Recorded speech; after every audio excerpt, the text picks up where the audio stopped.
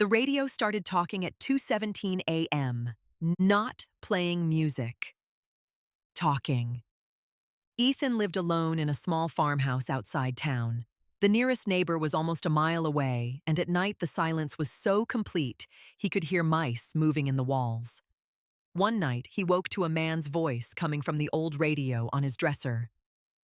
"He's awake." Ethan sat up. The radio wasn't plugged in. The voice crackled again. "He's sitting up now." A cold feeling settled in his stomach. He reached over and turned the volume knob. Nothing happened. The voice continued. "He's looking at the radio." Ethan stumbled backward off the bed. Now he's standing.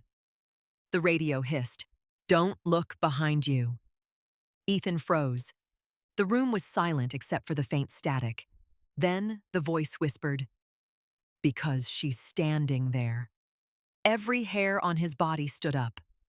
Slowly, against every instinct screaming at him not to, Ethan turned around. Nothing. Just darkness. He laughed nervously. Very funny. The radio remained silent.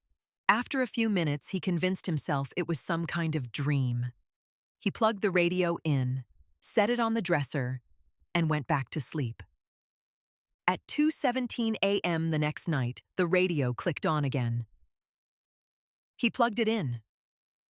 Ethan's eyes snapped open. He thinks it was a dream. His chest tightened. He's listening. He ripped the cord from the wall. The voice didn't stop. He unplugged it.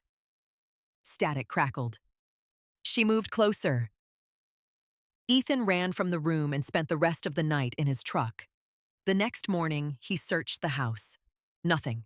No footprints. No broken locks. No signs of anyone. That night, he stayed at a motel in town. At exactly 2:17 a.m., the motel room television flickered on. He left the house. Ethan felt his blood turn to ice. He thinks distance matters. The screen filled with static. She's in the car. He sprinted outside. His truck sat alone beneath a streetlight. Empty. Or so he thought. As he got closer, he noticed something on the fogged rear window. A handprint. On the inside. Then his phone rang. No caller ID. Hands shaking, he answered. For several seconds, there was only breathing. Then a woman's voice whispered, "Turn around." Ethan didn't. He dropped the phone and ran. The next morning, police found his truck still parked outside the motel. The phone was lying in the parking lot. The call was still connected. No trace of Ethan was ever found. But investigators discovered something odd.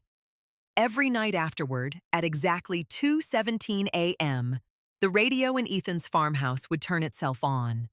And through the static, a man's voice could be heard saying, "He's standing behind you." Then a second voice, a frightened male voice, would answer, "I know.